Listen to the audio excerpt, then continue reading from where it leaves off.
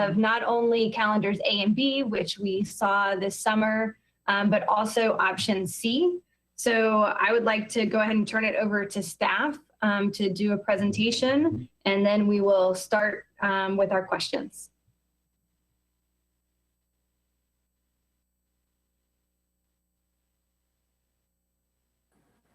Thanks, Ms. Cohen. I know we have Mr. Smith and Dr. Williams and Mr. McDonald, Mr. Drager here, who've been working on the calendar, and I know they have a presentation that they'll be sharing, and we'll be glad to go through it with the board and then take any questions.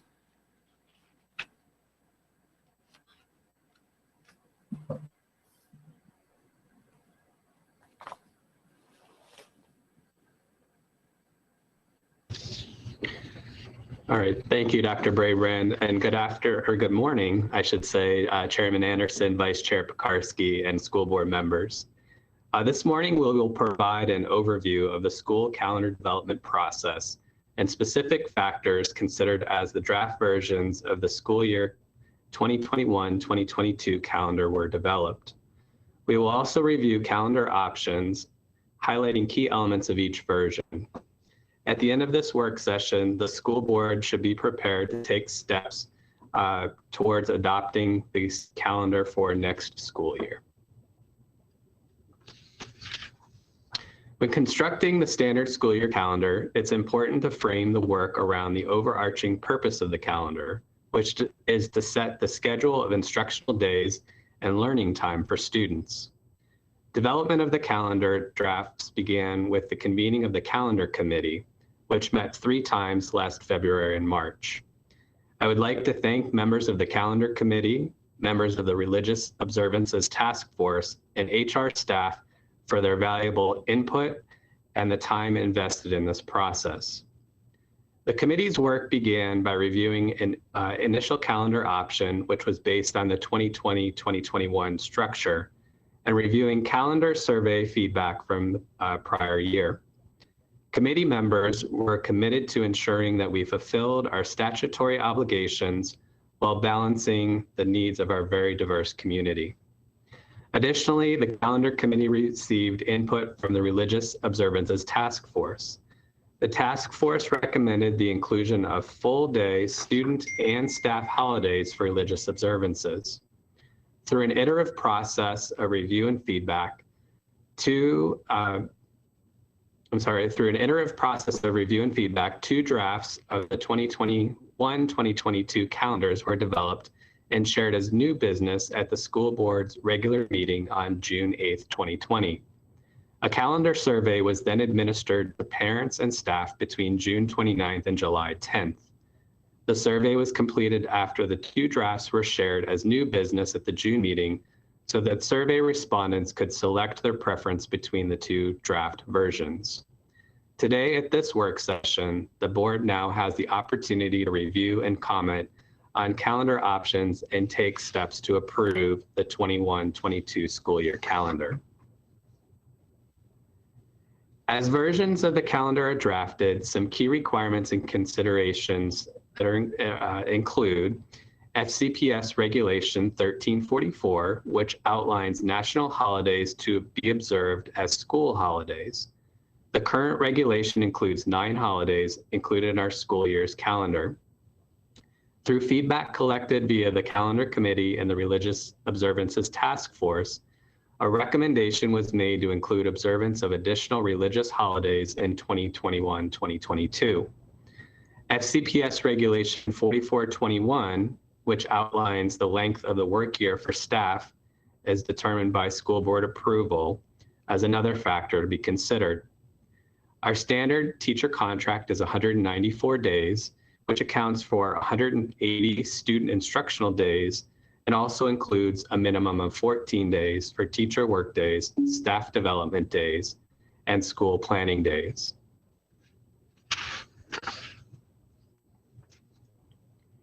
Additional calendar requirements outlined in FCPS Regulation 1344 include establishing 2 semesters in the school year, each semester consisting of 2 quarters of approximately equal length, establishing winter vacation on national holidays, around the national holidays rather, of Christmas and New Year's Day, a full week of spring break, and Thanksgiving vacation consisting of 3 days. Additional considerations not codified in the regulation include how general and primary elections fall and impact, and the number of instructional days each week, and to the greatest extent possible, minimizing any interruptions to the overall workflow of instructional, or overall flow rather, of instructional days. I will now turn this presentation over to Michael Drager, who is our Director of HR Business Services, who will provide an overview of the calendar committee's work and review calendar draft versions A and B. Michael? Yeah, thank you, Sean, and good morning, everyone. As Sean mentioned earlier, the calendar development process kicked off with a calendar committee, which was assembled for a third consecutive year. The committee was composed of 30 representatives from a variety of internal and community stakeholder groups, which are shared here on this slide. In addition to various FCPS department personnel, the committee included community representatives from parent-teacher associations and community religious organizations. The committee also included representatives from our teacher, operational employee, and principal associations. On these next slides, we are sharing the two calendar drafts previously shared at the June 18th board meeting. Version A is displayed here on the slide and version B on the next slide. And both versions are also posted and available on board docs as separate attachments so that they can be viewed in full. And here we have version B.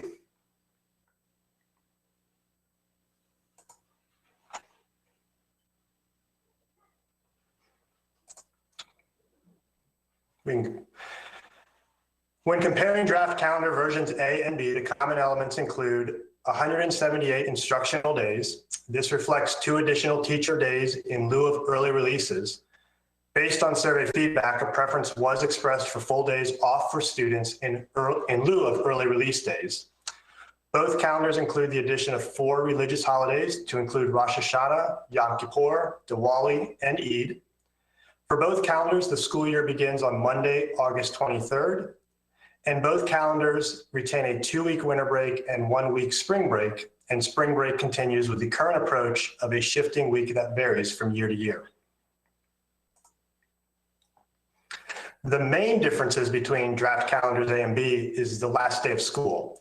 Thursday, June 16th in version A and Friday, June 17th in version B. And this is driven by differences found in the month of October. In version A, Monday, October 11th is a student holiday, but a scheduled work day for teachers, a professional development day. In version B, Monday, October 11th is a student and teacher holiday, and Tuesday, October 12th is a student holiday and a scheduled work day for teachers. The calendar committee did explore the idea of creating an extended full week fall break.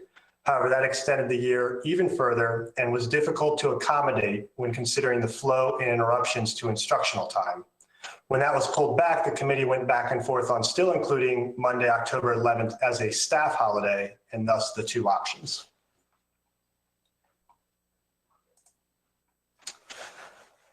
The chart on this slide provides additional information about how FCPS's draft calendars compare with neighboring school divisions' plans for the 2021-22 school year. I would like to point out that Montgomery County Schools, Maryland is not included in the table as they have not published a 21-22 calendar. However, the 2020-21 calendar for Montgomery County does include teacher workdays for Yom Kippur and Eid.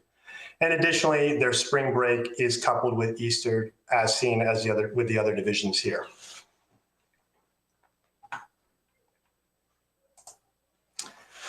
As shared earlier in the presentation, in a pluralist environment like ours in FCPS, culturally competent decision-making is essential. And to that end, we worked with a variety of stakeholders from our religious community to obtain input as a part of this process. Calendars A and B reflect summaries of this feedback. When looking at the calendars, draft versions A and B offer the following advantages. They include the addition of holidays for religious observances, which reflects the input from the calendar committee and task force and honors our community diversity. The calendars replace early release days with 2 additional teacher work days. This approach honors feedback provided through the survey addressing teacher workload and parental concerns, and both calendars maintain our approach to winter and spring breaks. A potential concern with these two draft calendars is there is an increase in the number of abbreviated weeks during the school year.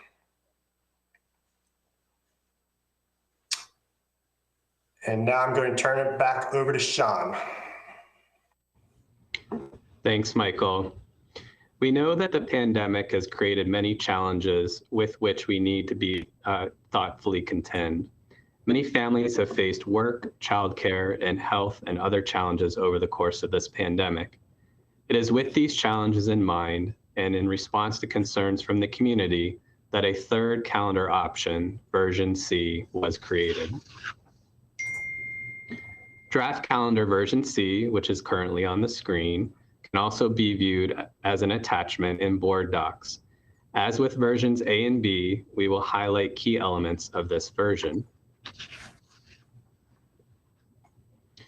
So some of the key elements for our draft calendar C include 180 instructional days. Similar to versions A and B, it sets the first day of school for Monday, August 23rd, and the last day for students will fall on Friday, June 10th. This version does not include the additional religious holidays contained within drafts A and B. And like versions A and B, it does retain the 2-week winter break. One difference between version C compared with A and B is it introduces a fixed week for spring break falling during the second full week of March.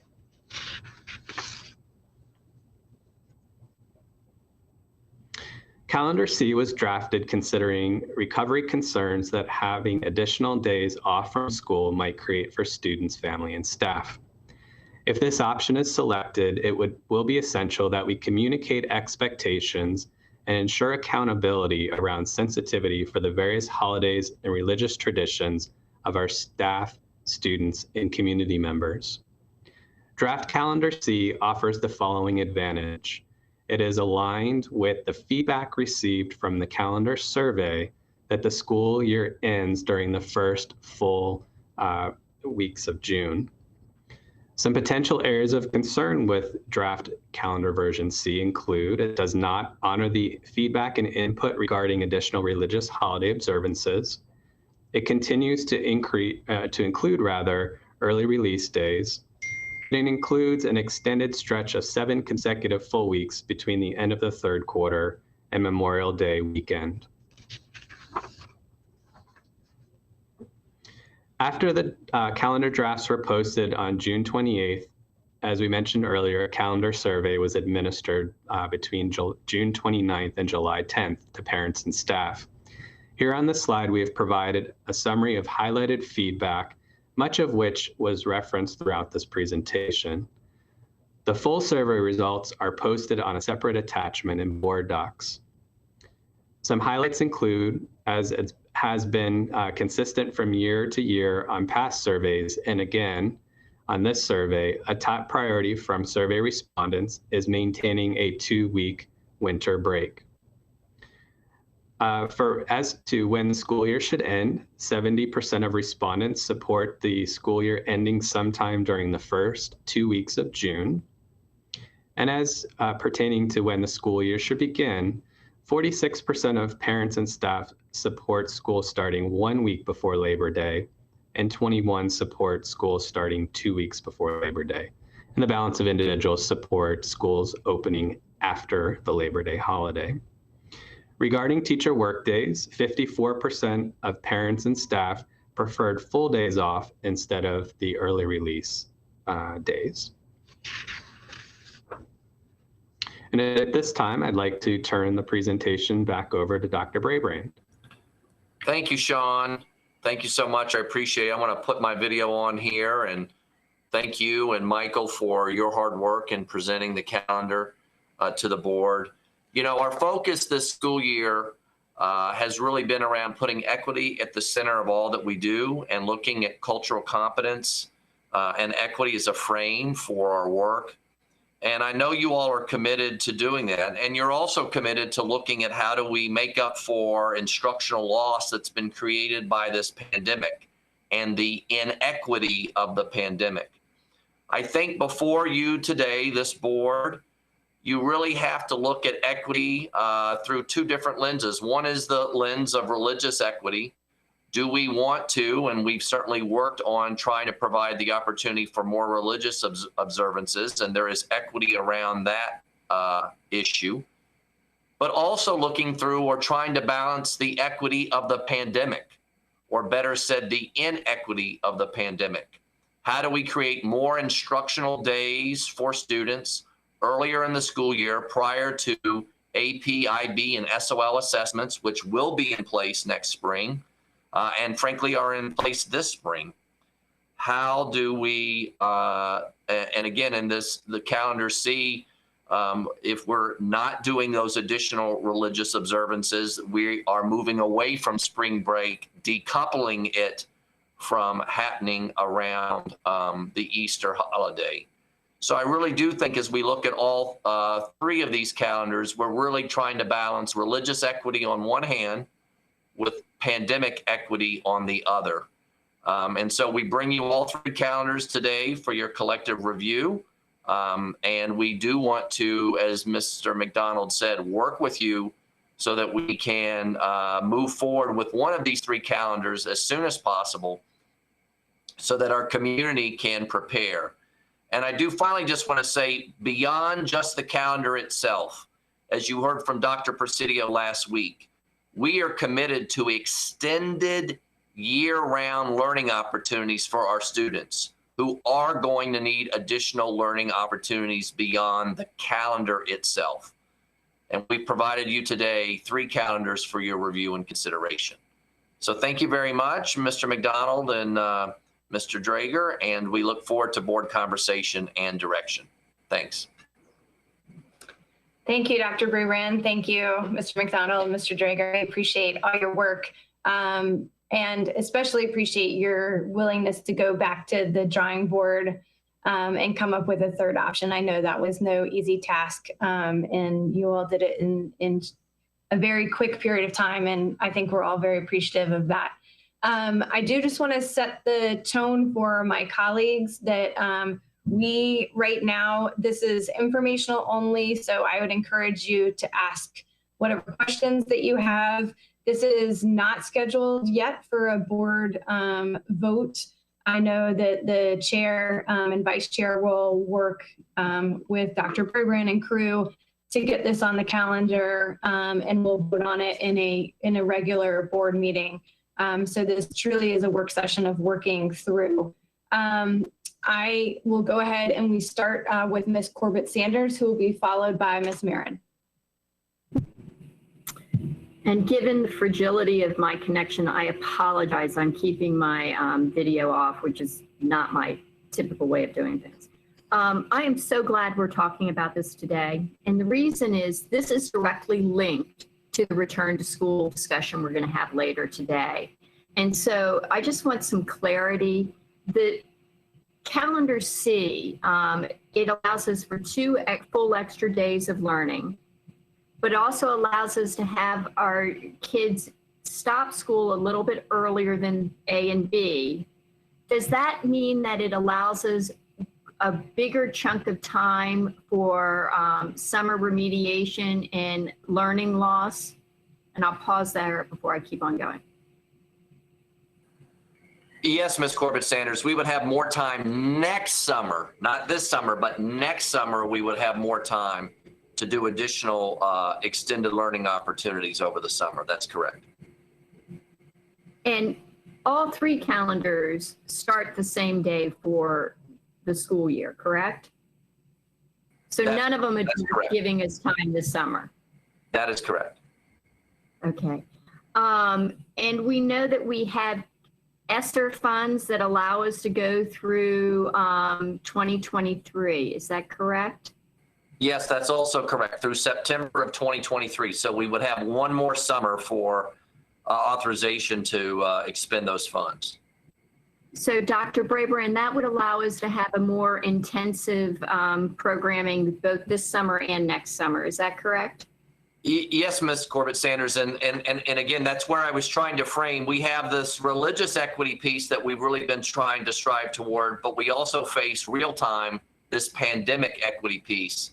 And so that's why Calendar C has also been brought into the room for consideration by the board. But the religious equity piece doesn't address all of our religions. Is that correct? I'm going to have to defer to either Mr. McDonald or Mr. Drager about that in the task force work. Mr. Drager or Mr. McDonald, do you know, did we hit all of the religious days in the calendar, or were there some that were still outstanding?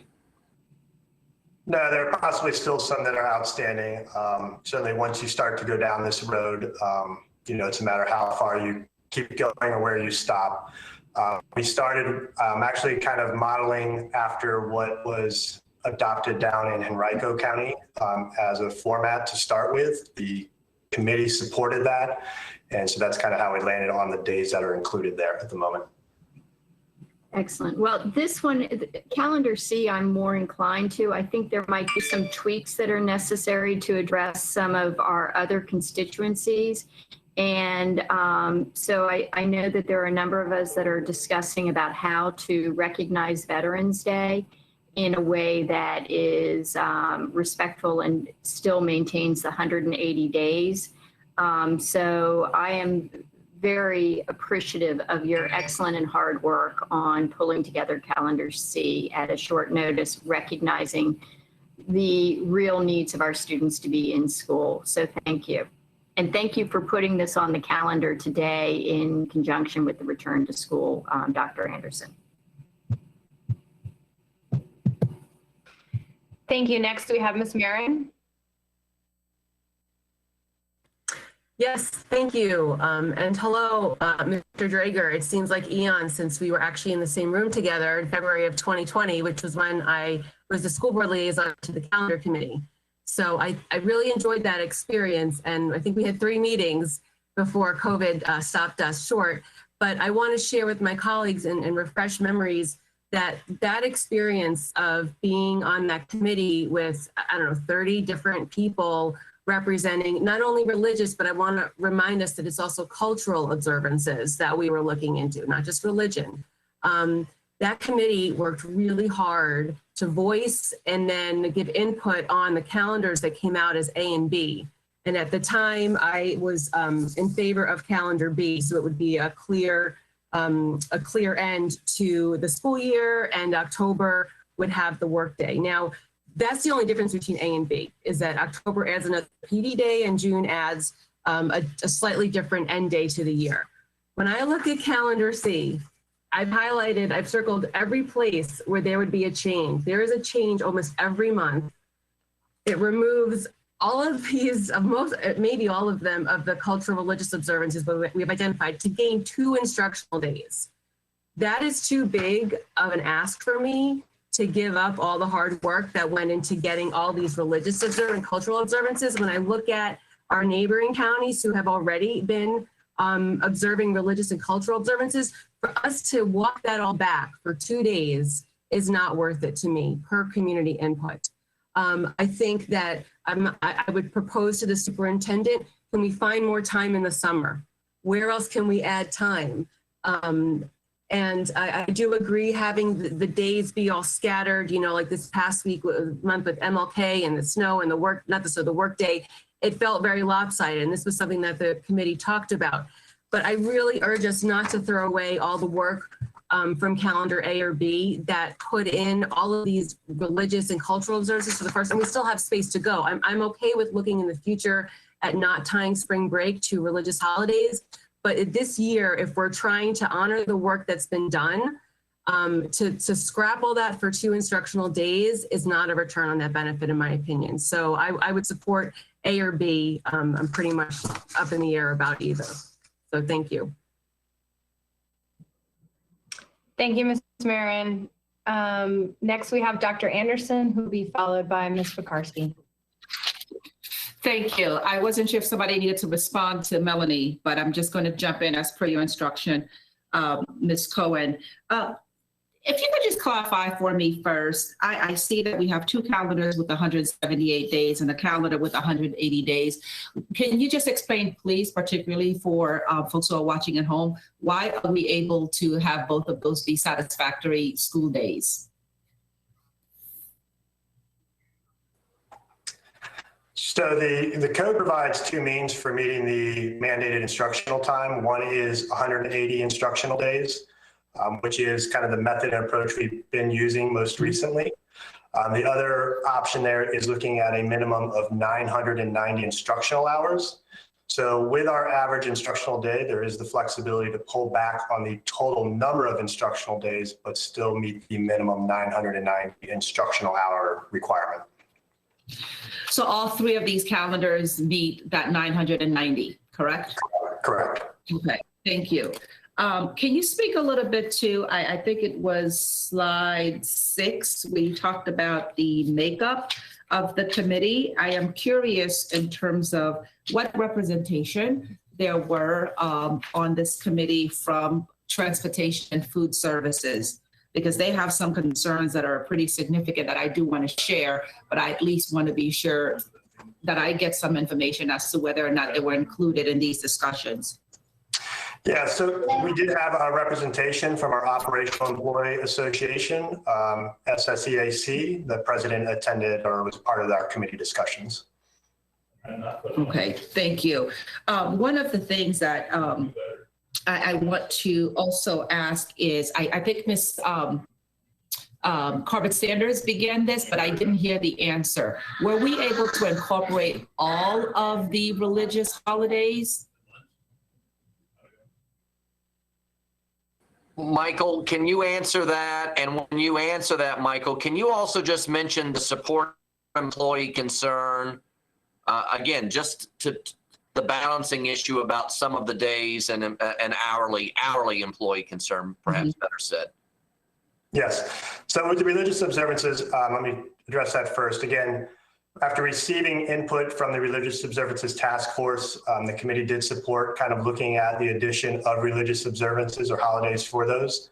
As a starting point, again, we looked at a model out of Henrico, where they had already adopted their calendar and included holidays for religious observances. So it started with the same 4 days that you see here. So the committee supported that, but there certainly are other observances and religious holidays that could be considered as well that aren't captured here. In regards to the support employees, again, we have individuals or groups, like transportation, food service workers, where their work schedule is primarily driven by instructional days for students. And so there was a concern of reducing instructional days from 180 days to 178, that we would be reducing their work schedules along with that. We did discuss that with division leadership, and there certainly was support for kind of maintaining their work schedules at the 180-day level or corresponding level, and allowing for those 2 additional days as PD time for those employee groups. Okay, thank you for that information. One of the reasons why I ask all of these questions, because all of this is about balance, and obviously we want to prioritize opportunity for students to recapture learning loss.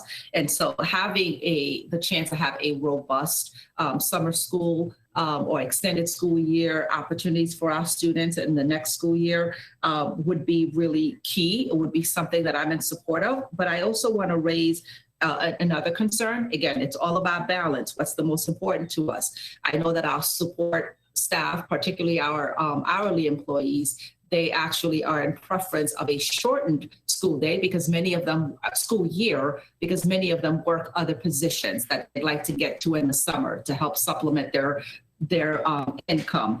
And particularly because of the number of unpaid days that they have, and please correct me if I'm wrong, Sean, is it anywhere from 16 for the drivers to 31 for our hourlies of unpaid time throughout the school year?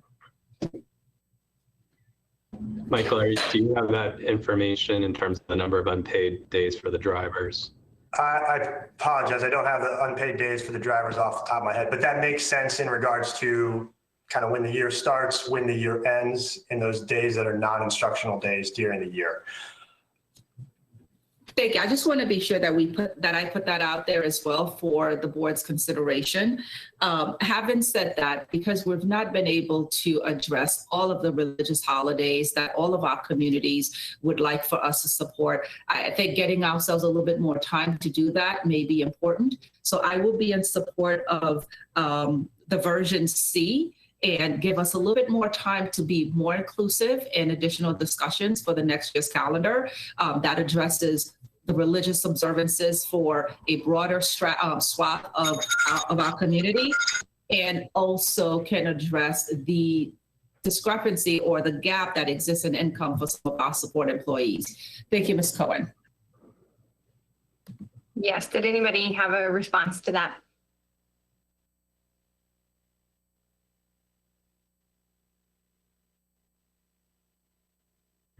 Just in response to the number of holidays specifically, in versions A and B, I believe it's 27 days that potentially would impact hourly folks, and in version C, 24 days.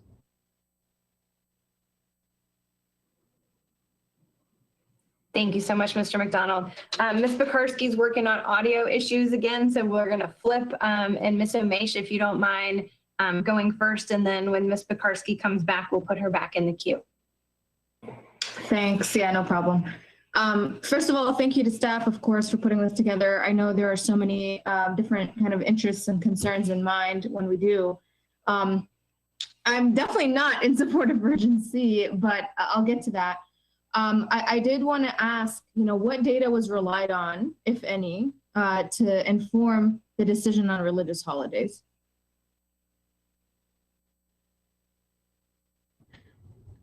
Michael, can you speak to the work that the committee completed in terms of that piece? And we also have Armando Perry, our ombudsman here, who worked very closely with the Religious Observances Task Force, and he might be able to add some to that as well. Yeah, I mean, what I could add is that, again, the calendar committee received input from the work of the Religious Observances Task Force to look at including, it actually was including holidays for religious observances for both students and staff. What we've captured here in versions A and B would be looking at holiday observances for less than 12-month staff. We did not include 12-month staff in that look, since adding additional holidays to that employee group would create we would not balance between what we see with county employees and state employees for a number of holidays. So again, once we had that input from the Religious Observances Task Force to look at including holidays for religious observances, again, we then went down the road of looking, again, we started with these 4. We did not expand that, and we did not contract that. We did have some discussions about contracting that bit. I remember the committee had a conversation around Diwali, and kind of whether that needed to be a full day observance. After looking into it further and speaking with some employees, actually, it made sense that it should still be a full day observation, given particularly what's involved with the observances on that day. Can you speak to attendance, and this might not be you, particularly Mr. Drager, I'm not sure, but can someone speak to attendance and what we've observed in the past few years? So I think one of the things that around these particular days, we do see some impact to our employee attendance, and looking at, in particular Eid, we do see a large number of our classroom instructional support personnel observing that particular day. And so there is some impact on attendance around that day. I don't have direct data around Diwali specifically to speak to that. And then we do have some impact around Rosh Hashanah and Yom Kippur as well, in those 2 religious observances. Okay, thank you. I mean, so have we, we don't have necessarily like survey data or anything like that, right? I mean, to your point on attendance, for sure, but no. Okay. I mentioned this because this is, part Ms. of. Omesh, Oh, sorry, Ms. Omesh, I was just going to say, Mr. Perry also had his hand up, so I didn't know if you wanted to hear from Oh, him. please. Thank you. Thank you very much. Good morning, everyone. I just wanted to jump in on the issue of attendance, not a data point, but a point that was made by the members of the committee.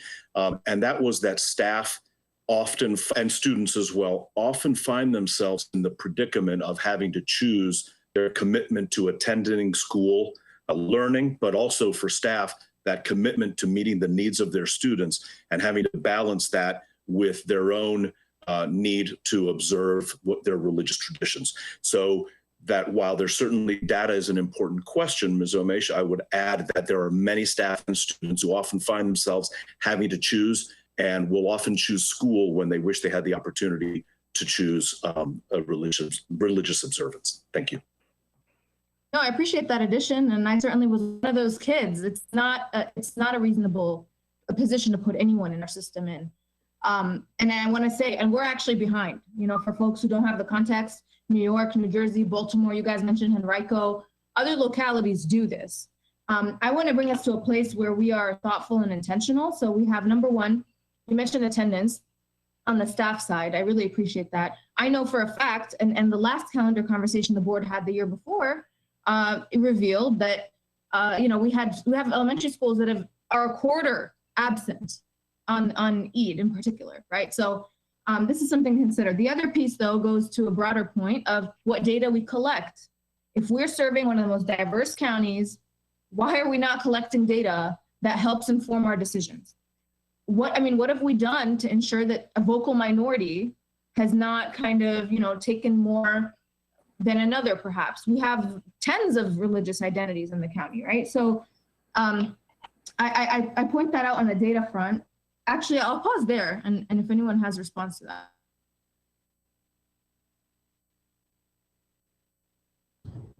So Ms. Omesh, I think, you know, getting to a point that you made earlier, you know, we do survey the community around the versions of calendar options.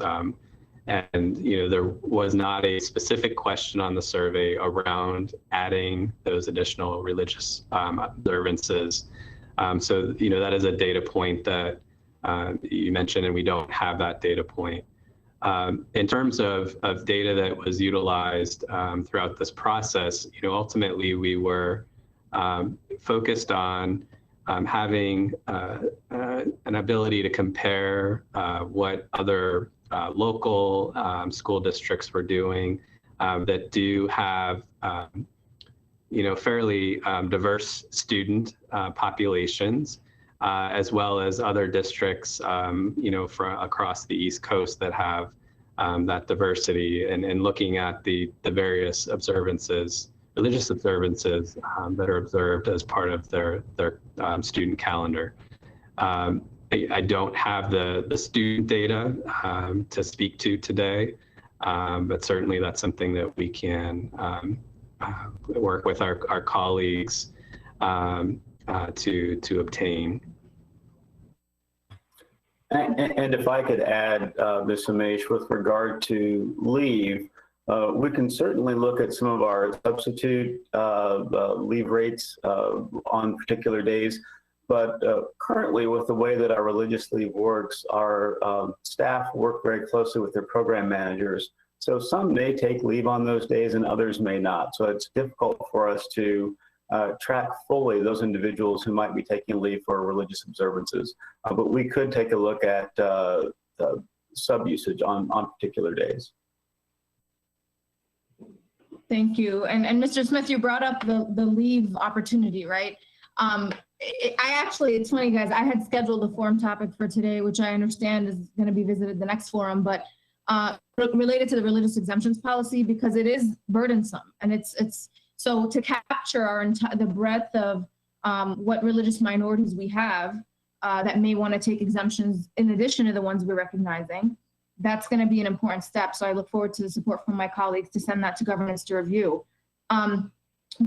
But despite that, you know, right, so thinking about, for example, Orthodox holidays, right, those are not reflected. Do we, you know, how do we weigh these things? As a system broadly, we're going to need to collect and it can be opt-in. I mean, data on who our communities are to get a sense of how we prioritize. As a board, we continue to just consistently rely on, well, we had an opportunity for public input, and this is what they told us, when we know that that's not reflective of the broad county and who our communities are. So I put that out there hopefully for continued conversation, but I know I appreciate the work and I do support option B. Thank you, Ms. Omesh. Next up, we have Dr. Anderson. I'm guessing you want to go back. We have Ms. Tolan, and followed by Ms. Sizemore-Heiser.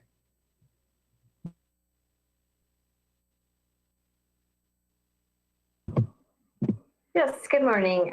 Thank you so much for all of the work and coming up with a third version in short notice. I appreciate all of that. A couple of quick comments. I appreciate the comments from Dr. Anderson regarding our support employees, and really hope that we can look at impacts to those employees in these calendars, and look at setting up perhaps a professional development time that they are required for their jobs, to ensure that they don't have too many days where they are unpaid. So, and we would need to do that with whatever version of calendar we're choosing. So I appreciate all those comments. I guess I tend to lean toward version C. However, listening to Ms. Omesh, we'll be very interested to see the data around the holidays. Of course, once we included the 4 holidays, I had many constituents contacting me about their holidays, that weren't included. So part of what we deal with is having such a diverse county. There are many, many, many, days that are important to, different, cultures and different religions. So one thing I want to be sure of, and no matter which version we go with, that we, make sure we have our, caring culture stated very clearly, that we know when these holidays are. We're not going to have tests, field trips, important things going on any of these, holidays. And that, we really pay attention to that and make sure our staff is clear on what those days are. One question I had is, I noted when I was going through the various versions in B, for example, spring break, although it's tied to Easter there, it also was very nicely tied to the end of the third quarter.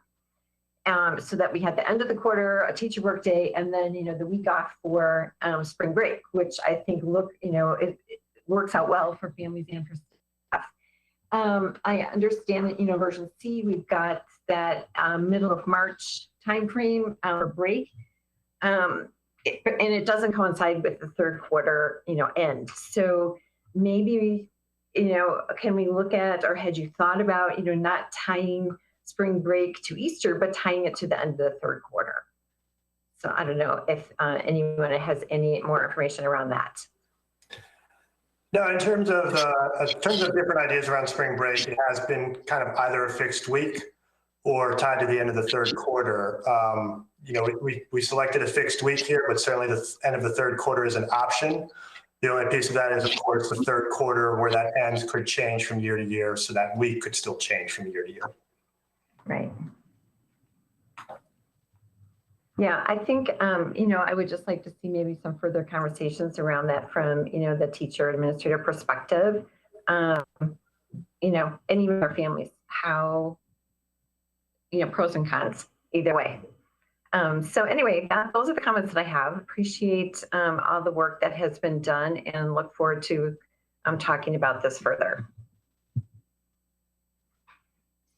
Thank you, Ms. Tolan. We're going to move on to Ms. Sizemore-Heiser. We're still trying to figure out audio for Ms. Pekarsky. So whenever that happens, I'll ask whoever's in the queue to kindly let Ms. Pekarsky go. But right now we have Ms. Sizemore-Heiser, then followed by Ms. Keys-Gamora. Thank you very much. And Dr. Anderson actually asked a lot of the questions I had wanted to ask on support staff and support personnel. The other point I wanted to make up in at least some of the conversations I'd had is, have there been conversations about the impact of the inconsistent days in school versus days off for religious holidays or teacher work days on with our support staff, our food nutritionists. I know they've expressed some concerns to me about the difference in paycheck from month to month. So I'm curious if there's been some conversations or what you've heard on that end. No, certainly, again, as there are breaks or days that are not instructional days, it can, depending on where they fall, obviously can impact that paycheck for the employee. A lot of these are tied to dates, and it's just a matter of where the dates fall from year to year. It also, the biweekly pay schedule, the pay schedule is driven by even when the fiscal year starts and how that kind of falls over the year. So while there's certain things we can always count on in terms of like the December holidays, Thanksgiving holidays, exactly which pay period that falls in can still vary a little bit from year to year. It might be pay period 12 one year and pay period 13 the next year, just depending on how the calendar falls. So this will add to that inconsistency, correct? So we'll have more days each month that'll be, Certainly, yeah. If there's more days off and those days can kind of vary or move a little bit throughout the calendar, it can add to that inconsistency, yes. Great. So I'll just say I'm in support of Calendar C, and I think, as we've learned, COVID has changed a lot of what our views and thoughts and importance were. And I think that's, as Dr. Brabrand said, I think the need for consistency has gotten a lot stronger, I would say, since these calendar conversations started. And I'm not on the committee, so I can't speak for the conversation on the committee, but I do know that, as Ms. Omesh talked about, getting data on the students who may be taking those days off for staff. I'm curious if there's any data around the impact of inconsistency on our special education students. Because I know over the years I've had teachers and parents tell me that after days off, there's increased behavioral issues. It takes longer to get them back to learning. And so given the learning gaps that exist and have are probably worsened by COVID, I'm curious if there's any conversations about the inconsistency of days off and shortened weeks on students who perhaps have most trouble with inconsistency. So Ms. Sizemore-Heiser, I think, one of the things that the calendar committee worked hard to do was to try and provide or minimize the number of interrupted weeks throughout the course of the calendar. And I know that was on their minds as they were having these discussions. And Michael, I don't know if there were any specific conversations related to impacts for students with special needs, but in general, that was one of the items that was considered. No, you're right. That certainly the interruptions and kind of the flow of instructional days was strongly considered. I recall feedback from kind of the special education parents represented on the group was also just kind of the length of the year. Obviously, the longer the year is, the more instruction that's occurring over that time. So that I recall there was support for that too. I would just posit out there that it seems like, we talk about trauma and the trauma we're all under. And one of the things I know about trauma is lack of consistency can be difficult for people who are traumatized. So I think even beyond our special education students, when we think about where our students and staff may be when they return, I think that becomes a much more important thing to consider than perhaps we had before. So that's the first thing I wanted to put out there. And then the second thing, I really wanted to say is that, I really would love to return to this conversation after we sort of get through the remediation needs of COVID. But I just think that right now, the equity needs for our students, remediation, having more time during the summer. And I'm one of those conversations around where teachers and parents talk about sort of the burnout in those weeks in June and the conversation about the impact of going longer in June versus ending a week earlier, but having more consistent days during the school year. Or consistency. I mean, one of my concerns is, to be honest with this calendar, the sheer number of short weeks, November, December, January, and into February, while overall the course of the whole year, it may be balanced. Those 3-4 months seem very imbalanced. So I didn't know if there's any talk about the impact of the ending in June. No, I mean, pretty universally, folks express an interest in getting out earlier than later. And so certainly, adding other observances or holidays in throughout, or other time for other reasons throughout the calendar can extend that. So that's just kind of part of that push and pull that we always see with the balance of the calendar. And I would add that with many in our community, with the trade-off of starting earlier, then many are looking for that earlier end in June. So in the absence of that earlier start, perhaps people might have a bit more appetite for ending later, but with the trade-off of early beginning sooner, then certainly ending sooner in June. Oh, I won't take too time because many of my colleagues have expressed other thoughts and questions I have, but I would say that for me, the trauma and remediation needs from COVID, which are a change from when the previous committees met, and at minimum, we need to have robust conversations. I think that sort of is the primary factor this year and should be the primary factor in looking at our calendar. Thank you. Thank you, Ms. Sizemore-Heiser. Next, we have Ms. Keys-Gamarra, and then we're going to sneak in Ms. Pekarsky, who I think her audio issues are on the mend. If she's available now, she can go ahead. She said she'd be more than happy to go after you. Oh, okay. All right. Thank you. All right. I appreciate the discussion. My concern upon looking at these documents, all of them, was I think we speak about 120 languages, or at least somewhere around that in Fairfax County, which is just one indicator of the variety of cultures and perhaps different observances that people would like to have honored.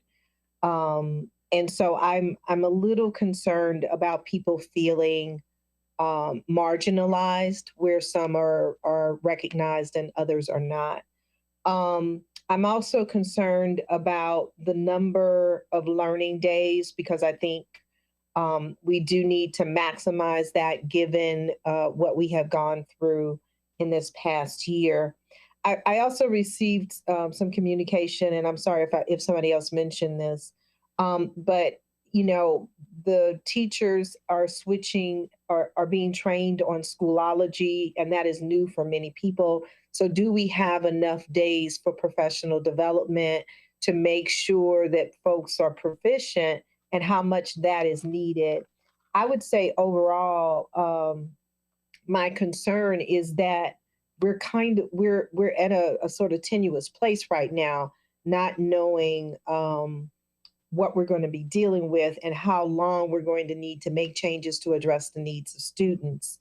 And so I sort of landed on whether we needed to have a policy to provide guidance, that the superintendent would provide guidance for those folks that their days are not recognized, and yet we would need to minimize harm to either students and or staff. Even if we accept A and B, I have no doubt that there are people that are being left out. And so these are the things that I'm trying to balance. I'm attracted to C because I think that it, addresses some of the concerns with respect to how do you balance all these different, the diversity that we have in our county.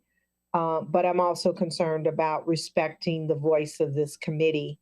So that's kind of where I am. I know that may be as clear as mud, but my my bottom line is, how do we provide guidance? How do we make sure that everyone in Fairfax County understands that we know that we have different observances, different appropriate ways of living their lives and their culture, but that our school calendar hasn't been able to fully acknowledge.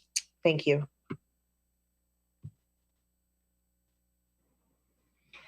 Dr. Brabrand, did you want to just address Ms. Keys-Gamarra's piece about ensuring that if calendar C happens, that we are much more respectful of these holidays, cultural and religious holidays? Sure, Ms. Cohen. I'm going to keep my camera off because I'm picking up some difficulties I think that some of board members have, so my apologies. Absolutely, Ms. Keys-Gamarra. First of all, this is all a balancing act. All of the work that's been done by the calendar committee is important work. This is about the impact of the pandemic for the board and how that impacts next year's calendar. The calendar we're proposing in calendar C is not the calendar forever. It's the calendar for next year. We still have calendars A and B that reflect the work of that committee, and it is good work, and it is work that the board needs to review. But regardless of which calendar the board goes with, and Ms. Keys-Gamarra, you're speaking to this, we've got to make firmer and clearer the guidelines. And we've had guidelines for years about how to handle religious days or other cultural observances in schools. And our track record's been mixed. I went out with Dr. Duran over a year ago to synagogues, the first time a superintendent's been to synagogues in Fairfax County for such a discussion. And people have been in this system for 20, 30 years, and they all have the same story, that we have got to pay better attention. Attention must be paid to all of our community. And so we need to do a better job regardless of the calendar we select. And I'm committed to working with our staff and our new Chief Equity Officer to make sure that we're giving frequent reminders as these days come up, not just putting them on the calendar or notating them on the calendar, even if it is a regular school day, but communicating real time with our faculty and staff about the needs of kids, the flexibility needed, as Ms. Tolan talked about, field trips and special events and tests. It's hard to do, but we need to do it if we're going to honor our diverse community, and we will. I think I have a little bit more time, and so I have two remarks.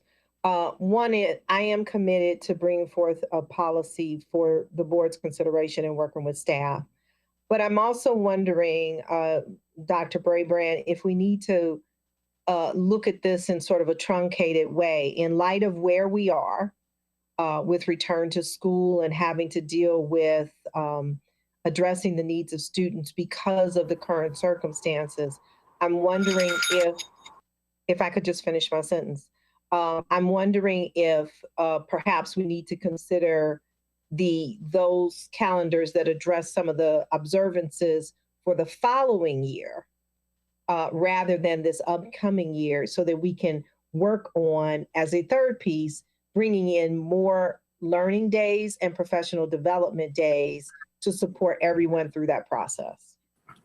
Yeah, so Ms. Keys-Gamarra, you've got a great point, which is I think the board conversation, as you all talk to yourselves, but even to the community, are you really endorsing a calendar? If you chose calendar C, are you endorsing that for a year or forever?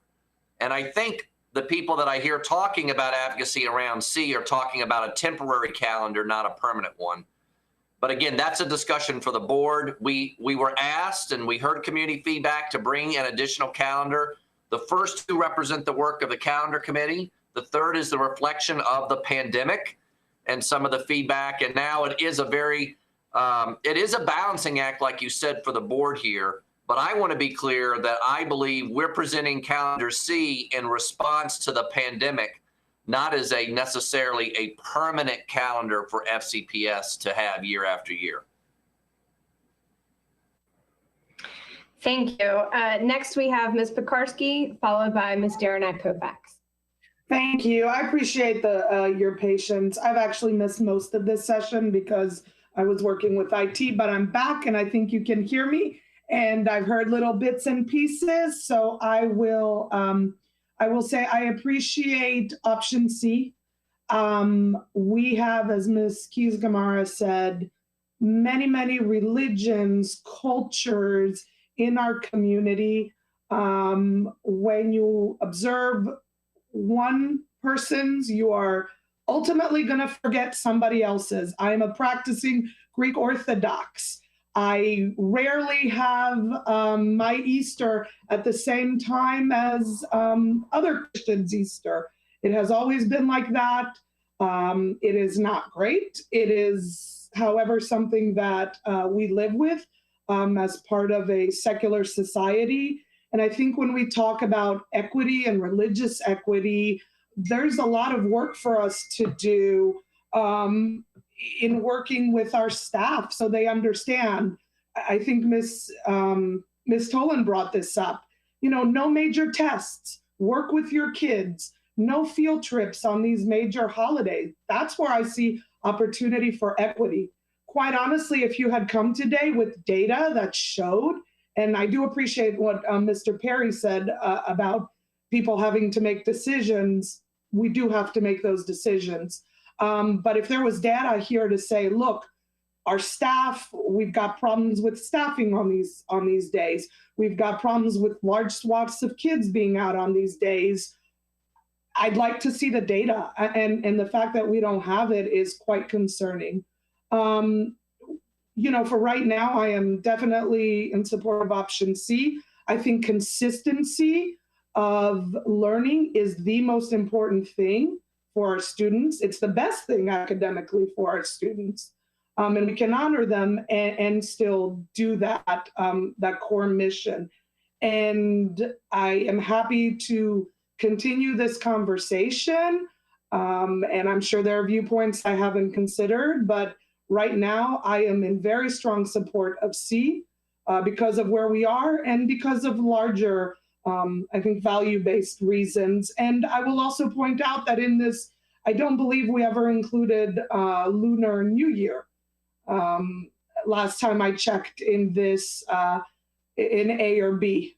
So, you know, that leaves out a very large portion of our community. So how do we pick and choose who matters and who doesn't? I have an issue with that, and I'm happy to continue the conversation. But I would also like to observe Veterans Day. It's a federal holiday. I think there's support in our survey, and I know Ms. Corbett Sanders and Ms. Cohen working on trying to find ways to include that, and I appreciate it.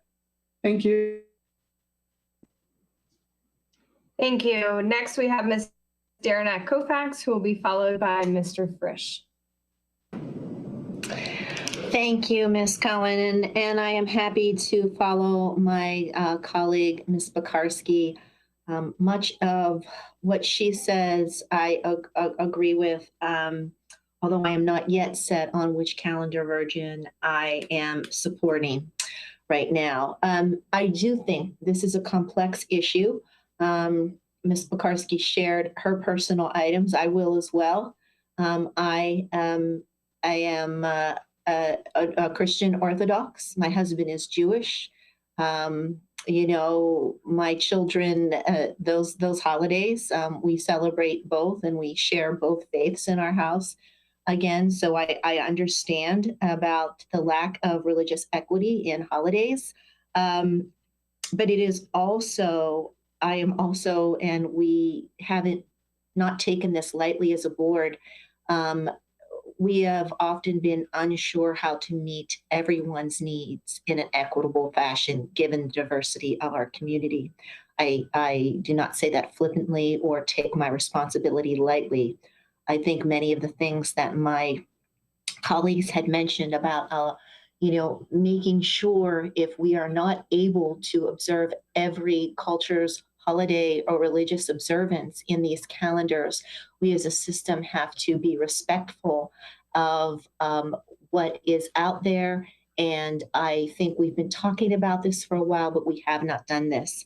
I also would love to see the data. Dr. Brabrand, we have been talking about this. The old board talked about this for many years, and we still have not collected the data on absences in a community, absences in staff. I know we have been presented with this pandemic this year, and this was perhaps not the time to do new data gathering, but I think it's extremely important that we have this data in order to make the most effective decisions that we can.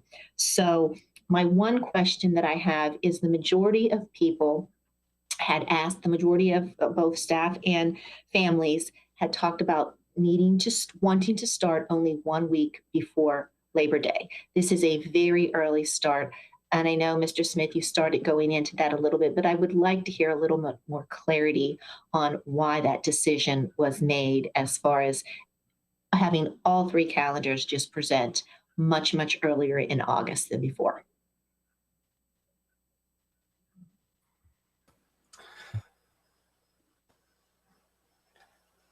So one of the first things we did with the committee is we looked at the most recently adopted calendar. So at that time, I guess that was the 1920 calendar. I'm sorry, it was the 2021, but we weren't there yet. And so we started with, we asked committee members what they liked about the structure, what they may not like, or what improvements they would like to see. And that calendar offered a very similar start date in terms of a few weeks before Labor Day, and that was supported by the committee in the work. We have seen over the years too, from the survey, before when we had the pre-Labor Day start, the survey came back that most people wanted to still start before Labor Day. Once we did make that switch to a pre-Labor Day start, we've seen that support grow on the survey. So, certainly seems the survey respondents often want to support the current practice, and that seems to speak to the consistency standpoint that a few other board members have brought up in the conversation today.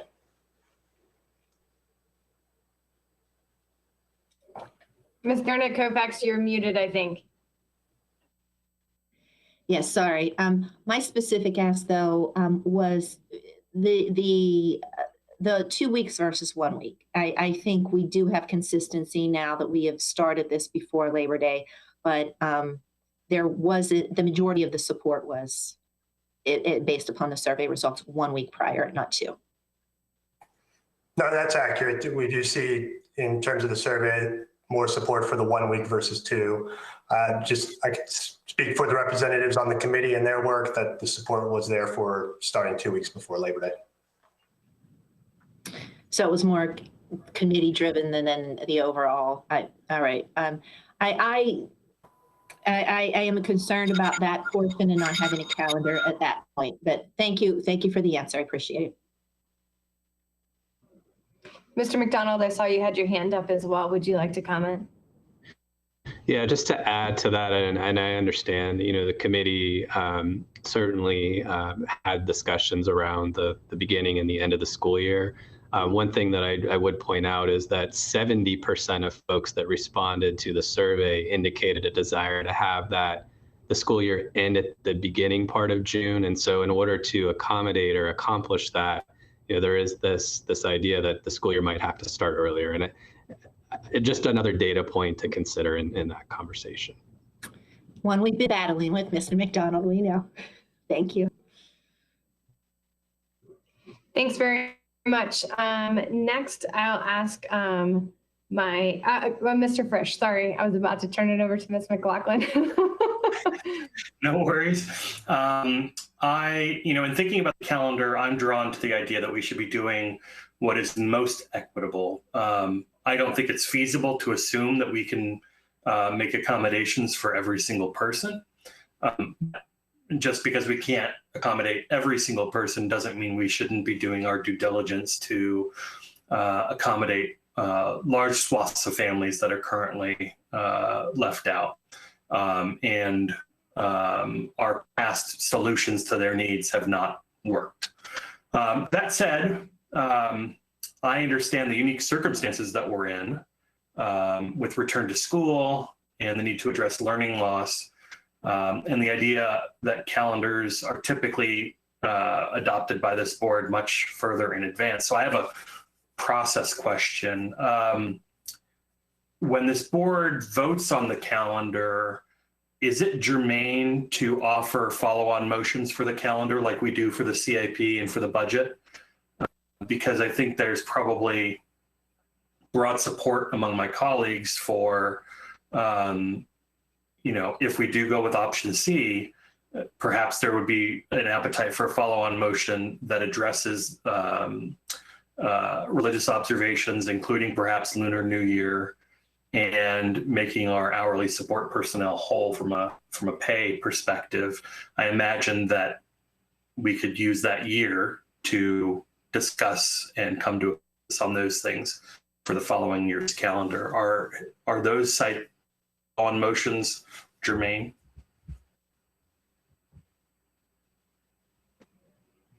Are you asking me? Or are you asking? I have no idea who I'm asking. So I'm asking whoever has the answer. May I answer? Oh, sure. I was going to turn it to Ms. Mulberg, but happy to have your expertise. I think Ms. Mulberg will say the same thing I was about to, so let Ms. Mulberg as the clerk answer.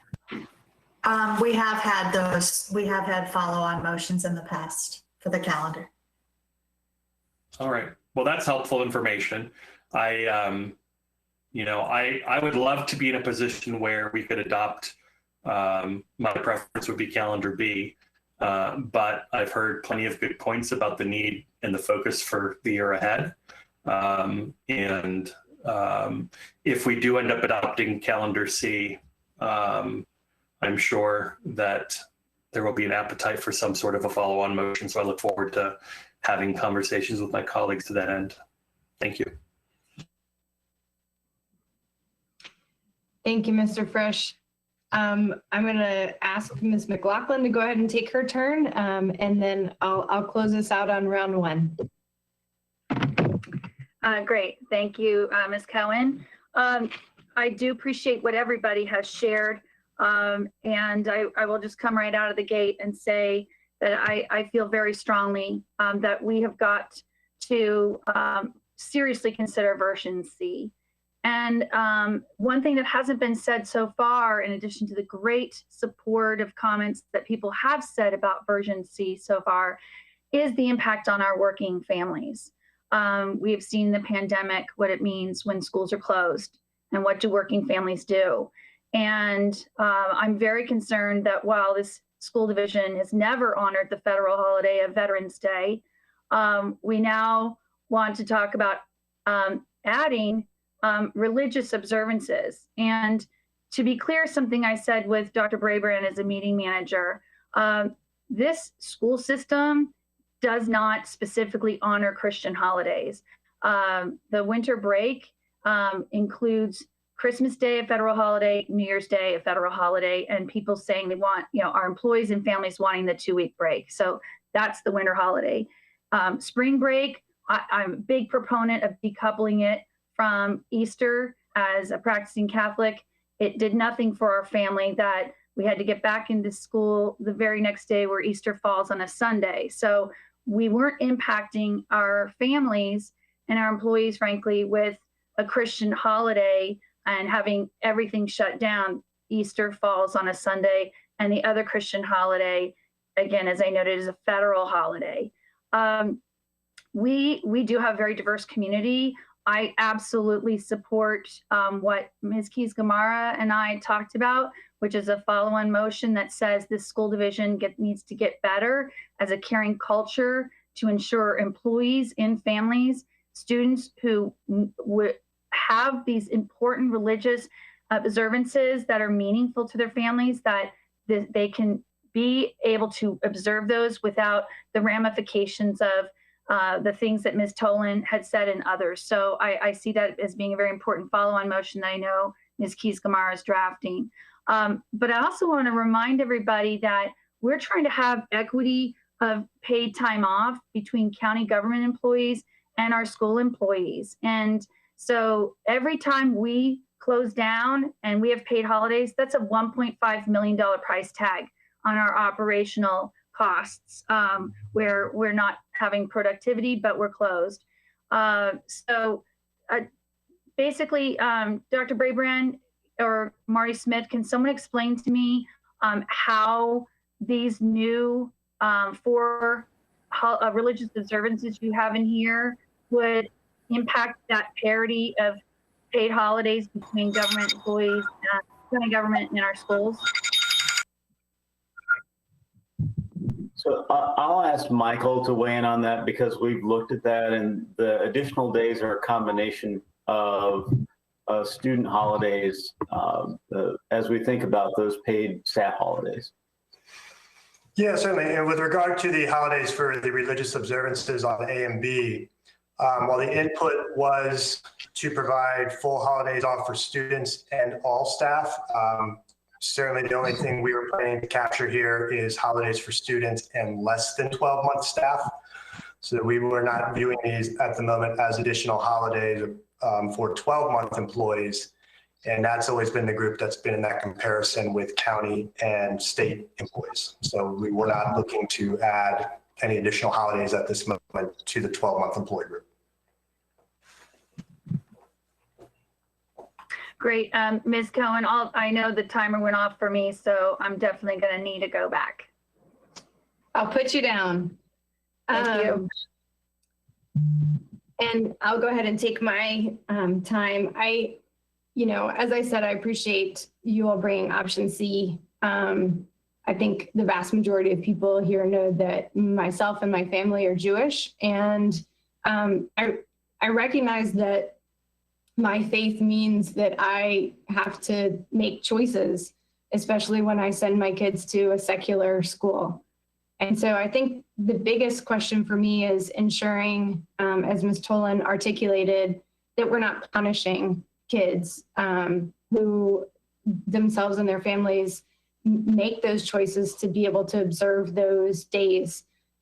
Because while I want our choices to be respected, I don't expect the world to revolve around what my family does. So I certainly agree.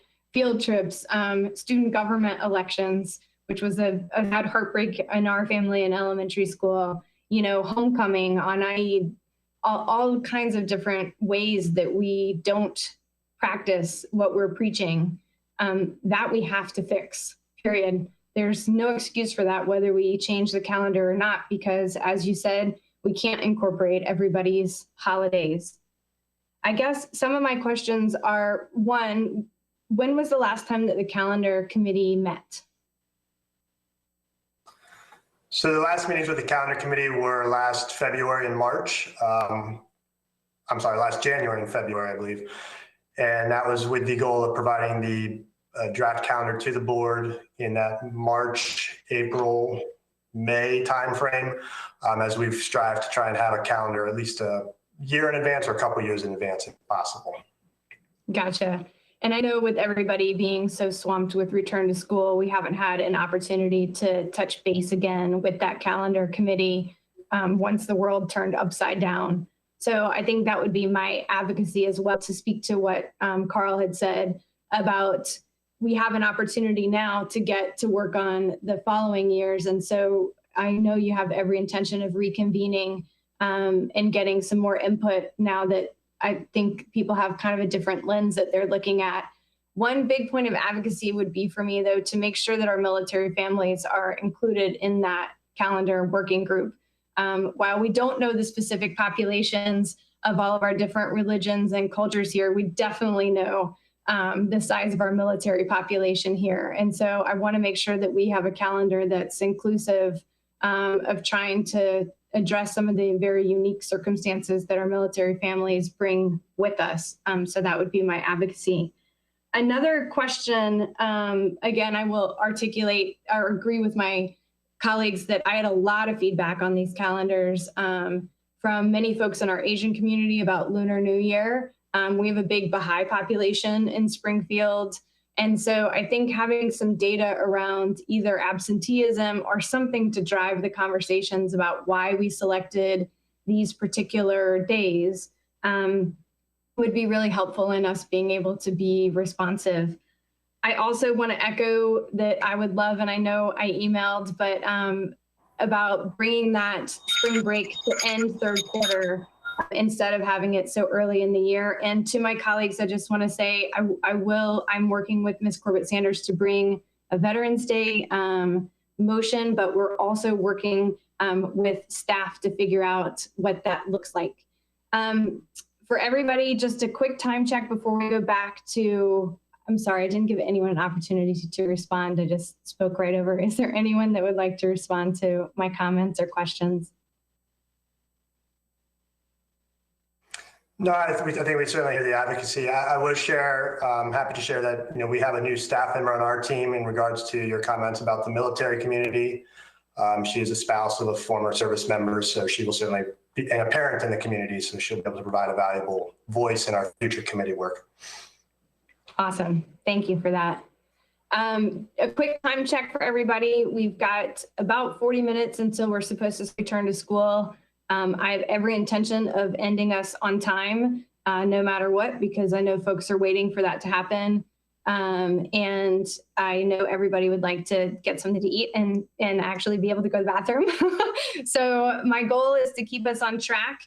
With that said, for my go backs, if I call your name in error, please feel free to correct me. But right now, in my list of go backs, I first have Ms. Omesh up, followed by Ms. Marin. Thank you. So from what I'm hearing, I mean, part of the challenge is, we have the 36 versus 31 days for support staff in option C, whereas in option B, it's the 31 days, right? And we have the 5 holidays being recognized. What precludes us from meeting halfway? Why is there not a compromise option here where we can accommodate both and understanding the impact? Can someone explain whether that's feasible and whether that's an option we can consider?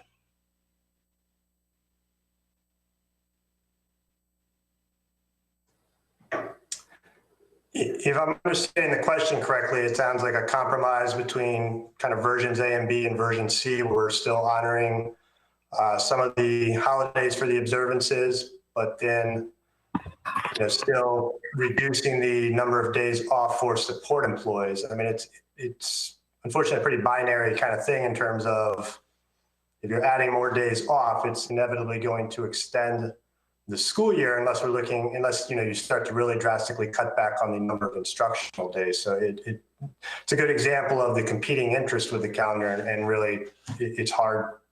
You kind of going one or the other. It's hard to find a middle ground that would accomplish both things there. Mr. Smith?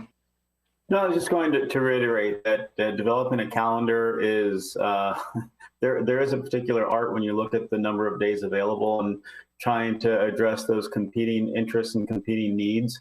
And when we looked at the time that we had available, we wanted to honor the work of the calendar committee while bringing in another option. I just don't know if we'd be able to meld many of the aspects of the calendars and still address some of the questions that board members and community might have about recognizing, more than just the religious observances that we have on the calendar today on options A and B.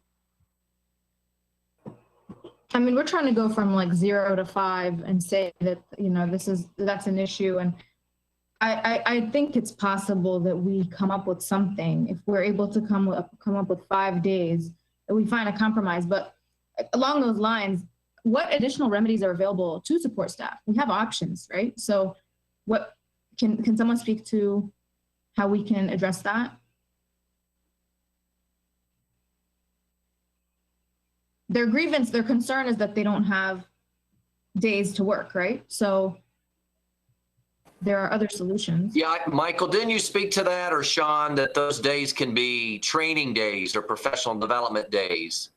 And we could look at providing that as professional development days for every day that we would have a religious or cultural observance day. We could just say that. Sean, I don't know, excuse me. For all 4, are we doing 4 professional days of training or just 2? I can't recall. So we did plan to do professional development days, and Michael, it's 2, correct? Yeah, it is 2. I mean, there's the addition of 4 holidays for the observances, but then we cut back on the number of student days by 2. So the net difference there is the 2 days.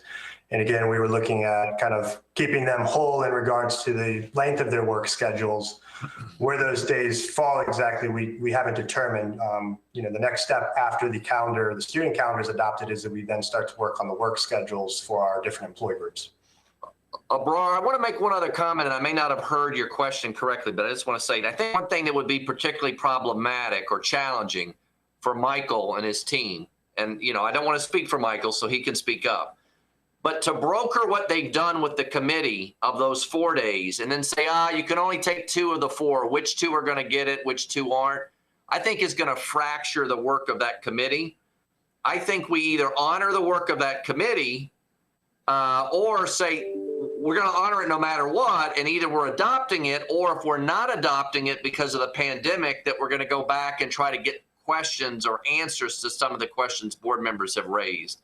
I think if you went back now and said, hey, we gave 4, but 2 of you got to give up your seat, I think that's going to be problematic for staff. And I think it will take away from the work that committee and staff has done with that committee to make people feel they're at the table, they heard their voice.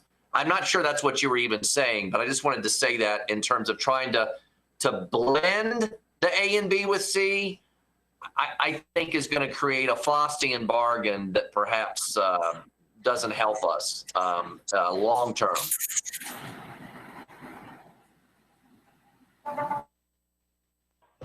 I mean, let's be honest about it. I think, you know, the situation is what it is. Let's look at attendance data. Let's look at staff, you know, absenteeism.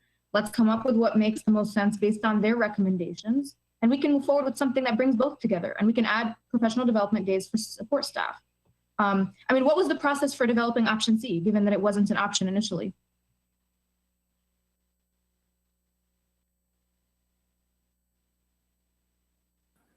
The process for that did not involve the calendar committee. It was feedback that we heard from the community. We got feedback at the meeting manager meeting as well. And so we were asked to offer another calendar that reflected as well the issues of this pandemic around student learning loss. And so, again, it's a balancing piece, and the board's not all in the same place. I mean, this is not a new place for for the board to be bringing all the perspectives in. And a calendar, as Mr. Smith said, brings competing values, interests, beliefs. I think what we're really talking about is what are we talking about for next year, given what we're in now. The calendar committee's work finished prior to the pandemic. That's what Mr. Drager made clear.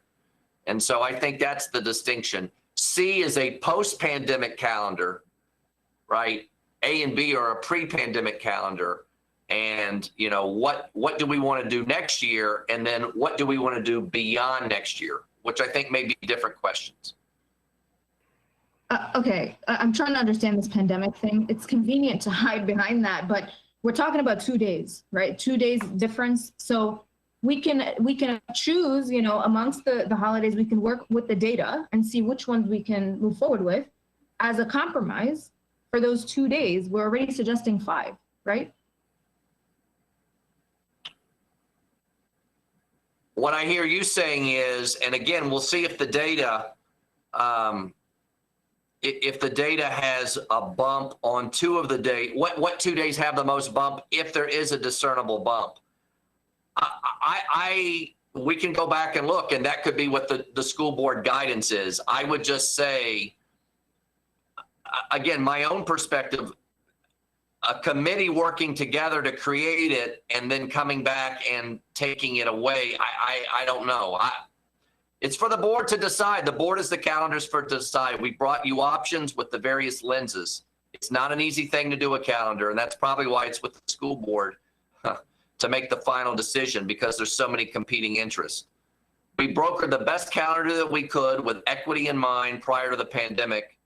We did have some feedback, and you've heard it from board colleagues, around a different calendar given the realities of the pandemic, and the board's going to have to decide which one is more important in this moment. Not which one's more important forever, but in this moment. And all I'm saying is, if I hear you saying a blend, we could see if the data has the 2 biggest bump days. I don't know that it will. My first gut is it will not. But if it did, I would want to think carefully about the impact on the two groups that were given days in a calendar, and we say we're doing a calendar around religious equity, and then they're not included. I think that's just something to be thinking about. Yeah, I mean, I would venture to say that, as Mr. McDonald said earlier, we were going to see data reflective of that. I mean, I know that for a fact, having seen some of it before. But so rather than going back to the committee, I mean, we're already doing that, right? Option C, we decided, whatever the committee said, we're coming up with a calendar, pandemic. We can do the same thing, but say, hey, committee, we listened to some of that. So I would like to see that. Thank you. Thank you. Thank you, Ms. Omesh. Next, I have Ms. Marin, followed by Ms. Sizemore-Heiser. And guys, this is 2 minutes, and I'm going to ask staff. I so apologize, Ms. Marin. I didn't mean to interrupt you. But 2 minutes, please hang tight to it. And I'm going to ask staff again. I know it's hard, but hang tight so we stay on schedule. Yeah, I want to say again, folks, this work to create calendars A and B was a watershed moment in trying to do what's best for kids in terms of equity with these holidays. And I recognize, and I have advocated for the work that support staff needs, and that is a whole huge issue. But having policy without enforcing it and saying, well, let's rely on our policy about respecting when kids and staff need to take off, it's weak. And it's only going to keep us where we're at. We went to look at these dates for being off for cultural religious holidays because kids struggle and families struggle when they're forced to make choices. And one could even argue that that's traumatic when a kid has to deal with that. Did we get every voice? No. We tried to consider every holiday. We couldn't get to Lunar New Year. Asian American input wasn't as robust as I and others would have liked. But as Mr. Frisch said, that's the nature of this work. It got us more forward. Part of this process also was to identify things that we should use as criteria in the future. I sent a whole list, and I'll dig it up again, about things to normalize what we think of when we create a calendar. So in remembering that the non-secular calendar dates, some of these holidays follow the lunar calendar, they're going to change every year. So we need to have, criteria. And I want to say this, differences in the calendars, A, B, and C, is 2 days. Why is it an option to remove the observances of Diwali, Rosh Hashanah and Yom Kippur, and Eid, 3 major religions, and not even touch holiday break? Why is 2 weeks of holiday break intact? Why can't we remove 2 or 3 days, still get Christmas Eve off? Why can't we take Thanksgiving Wednesday back? That was an option that was really great, but you know what? People probably aren't going to travel as much this year. I think there has been a failure to really look at thinking about alternatives. And I'd like to invite Dr. Williams to speak. Lisa Williams, our Chief Equity Officer, to weigh in here on her thoughts, please. I was trying to turn my camera on, but I'm having a bit of problem.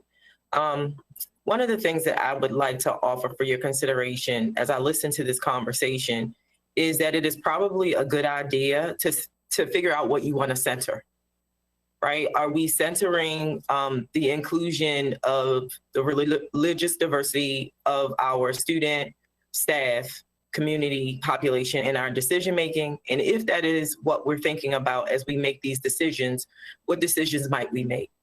If we are centering the economic vulnerabilities of our staff, families as impacted by COVID, what decisions might we make? But here's the reality. Systems of oppression and marginalization are interlocking. They're not really distinguishable in the ways that we're talking about them. So part of why this isn't clean is that there will be, irrespective of what choice you make, there are going to be issues that are unintended consequences that we need to mitigate the negative impacts to the extent that is practicable in the decision making. But first, I think, it is unclear to me what the goal is in terms of how we will make this decision. And one group came to one set of conclusions because they were using a very distinctive center that was evident in the decision making. And now, as the superintendent has talked about, COVID has happened, different things have changed. People are in different spaces around vulnerability. And so the conversation has shifted. So the hard decision is, what do we want to center in this conversation? And then based on the decisions that come forth from our centering that, how do we mitigate impacts that are still pretty significant considerations in this process? So that would be my offering. Not making the conversation any easier or cleaner, but just giving you a way to think about how we might move forward. Thank you, Dr. Williams. I have Ms. Sizemore-Heiser next, and then Dr. Anderson.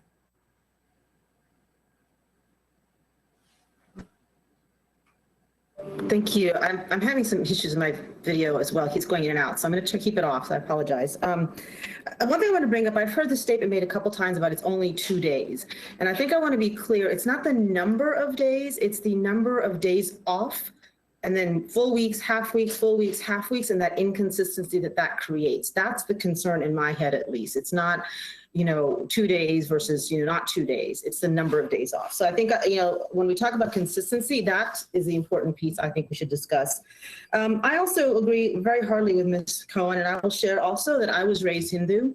And not only do we not have any religion of our days off, there was a lot of misinterpretation and microaggressions about being Indian. So I will put out there that as a personal, I understand this conversation.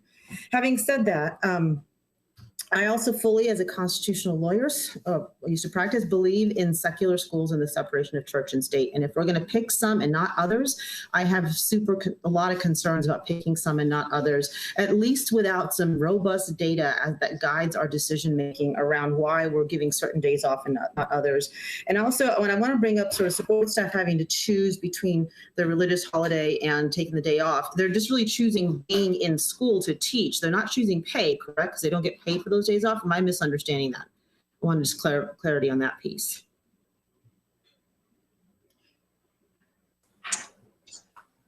So sorry, I'll try and answer if I understand correctly. If it's a scheduled work day and the employee is choosing to observe, they may be using leave on that day.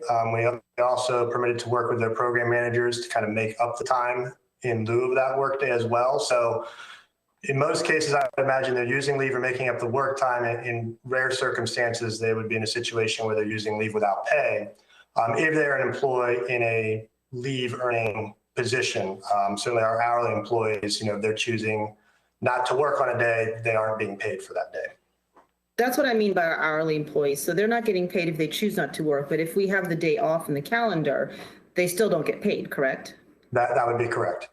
Okay, so it's really whether they have to choose to not be teaching, which I understand can be a difficult choice, but I fully agree with what Ms. Cohen says. We need to be much more mindful about not having important days or important events on religious holidays. I think that's a way to have a caring culture and acknowledge without sort of wading into picking from one religious holiday to another. The last question I had is, this conversation about the third quarter and spring break being the third quarter, do we have a major like Thanksgiving winter break around first quarter or second quarter?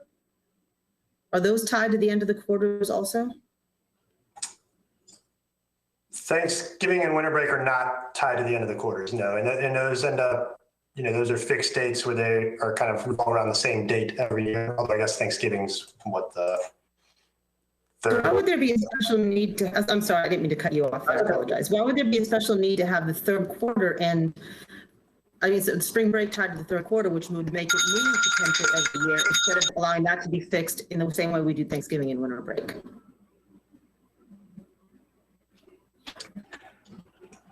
I'd really defer to school-based staff and school administrators to see if there is an advantage to one over the other. If it's beneficial to have that break tied to the end of the third quarter. I don't know if any of our instructional folks on the meeting here might have any knowledge around the impacts from that standpoint.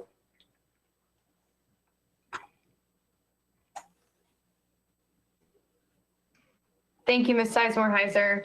Thank you. Next, I have Dr. Anderson and then Ms. Corbett-Sanders. Thank you. And if I may take a couple of minutes, Ms. Cohen, just to kind of give some context regarding whether the calendar committee had an opportunity to review this. If my colleagues remember, on September 3rd, we were slated to approve the calendars, either A or B, and it was asked to be pulled off. At the time, we were right in the middle of COVID and all of the return to school conversations, the TJ conversations.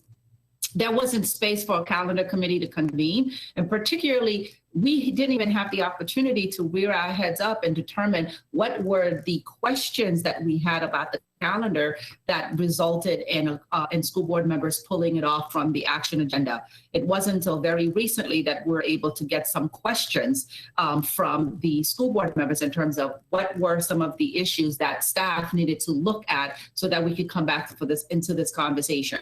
I remember expressly being asked by Ms. Adams as to whether or not the calendar committee can come back to this conversation. And I said with her, I don't even know what the questions are. We need to first figure that out before we can plan a committee review.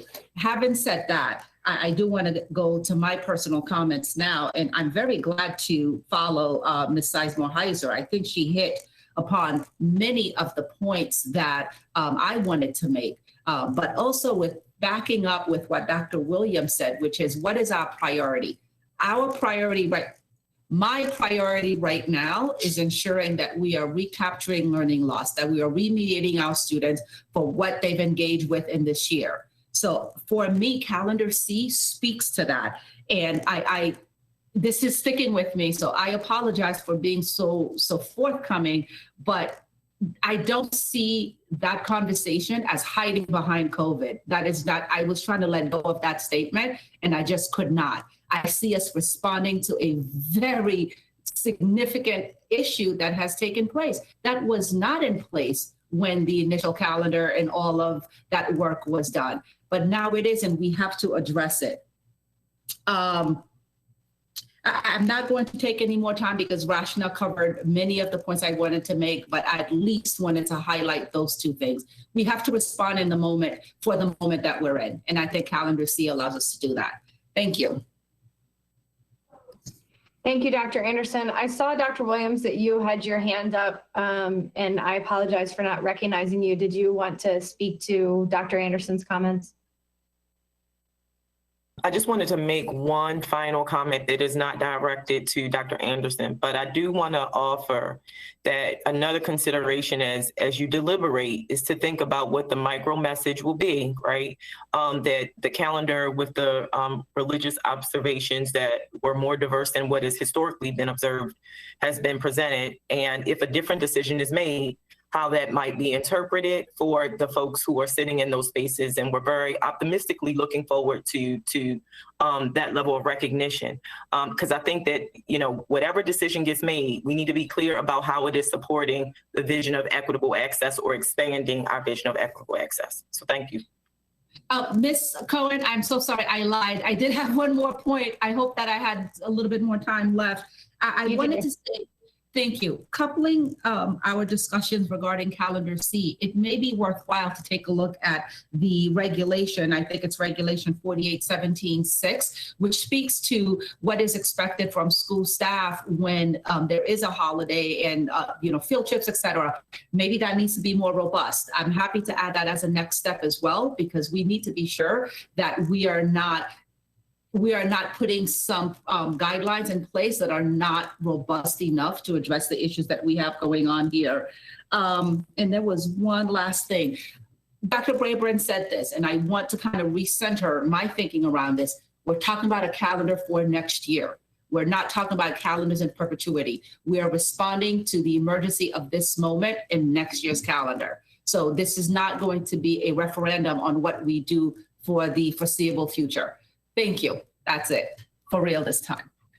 Sure, and I just wanted to flag for you that Ms. O'May mentioned earlier in this meeting the desire to change that policy as well. So maybe the two of you could collaborate and work to make that happen and maybe put it in next steps. Next I have Ms. Corbett Sanders, followed by Ms. McLaughlin.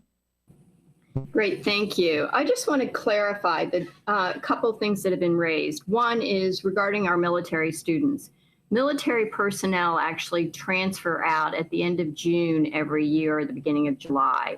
And so ending our school year earlier actually supports the over almost 12,000 students in our schools that are connected to military families. Secondly, the versions A of this calendar has a difference of 36 days in which our hourly employees will not be paid, whereas the version C has 31 days. And that is a really important, when we talk about economic equity, these people have stuck with us throughout the pandemic, have been delivering meals for our most vulnerable, food insecure students. They have been really at the forefront of our support. And I think that we need to take that into account in addition to the amazing benefits of being able to have a more robust summer learning opportunity, both this summer and next summer. And so I would just encourage that aspect of it, because A and B reduces the number of days of our students being in school, but it also increases other days in which our hourly employees are not paid. And so I would just think that when we look at equity, we have to look at that as well. Thank you, Ms. Corbett Sanders. I appreciate that. I have Ms. McLaughlin, and then I'd like to take a second turn as well, and hopefully we can wrap this up right on time.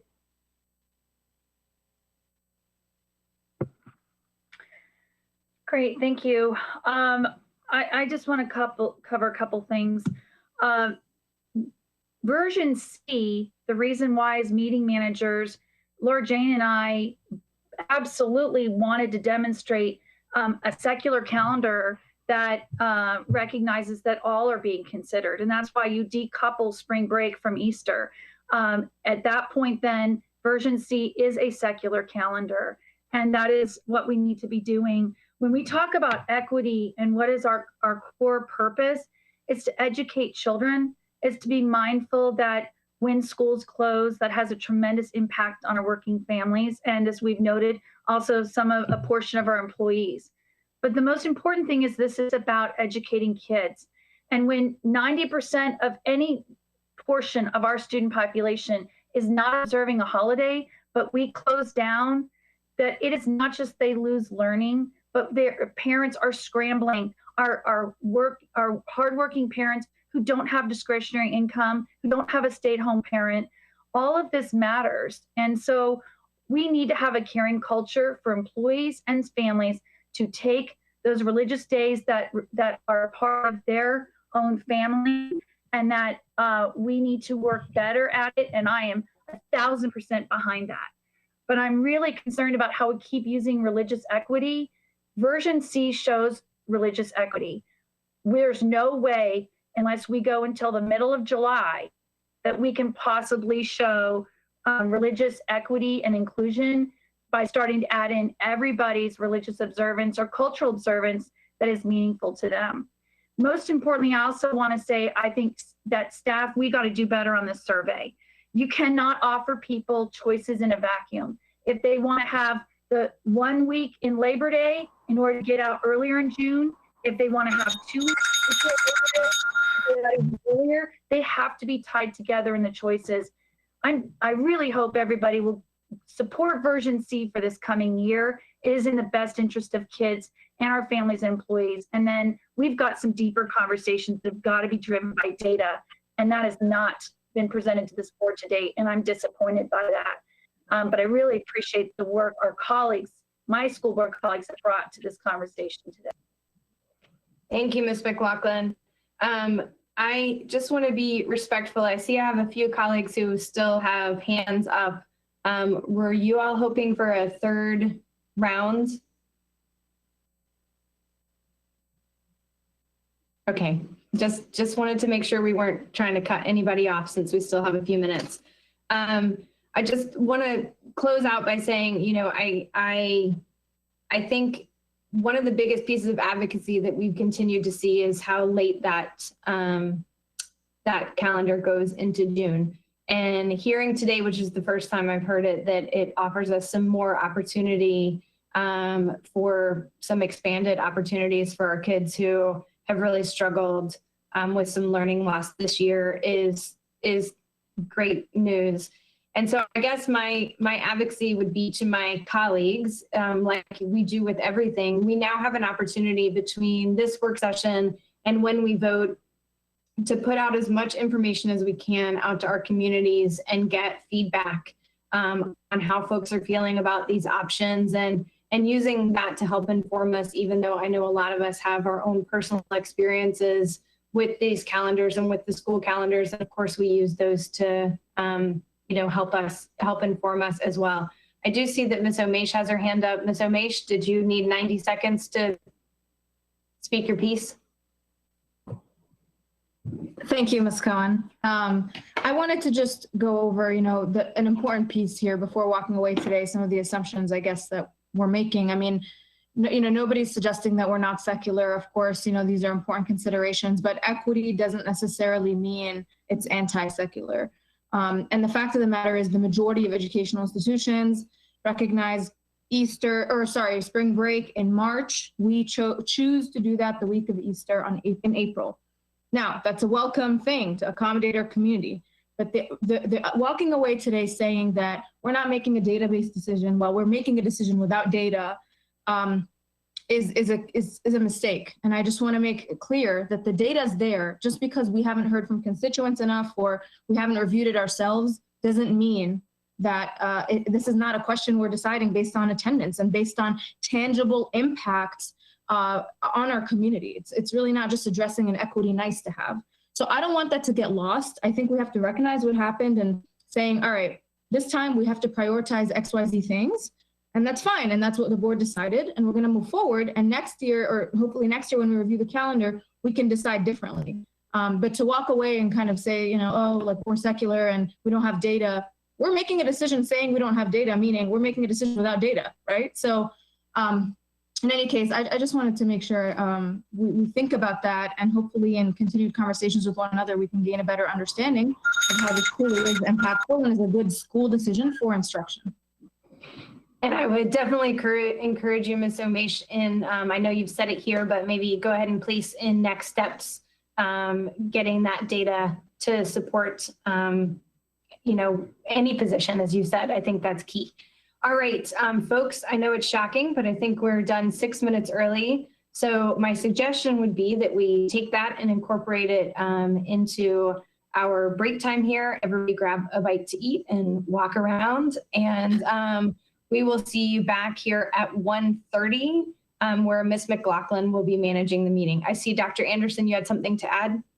No, I'm just happy for lunch. That's all. All right, everybody, go grab some lunch and we'll see you at 1:30 promptly, please.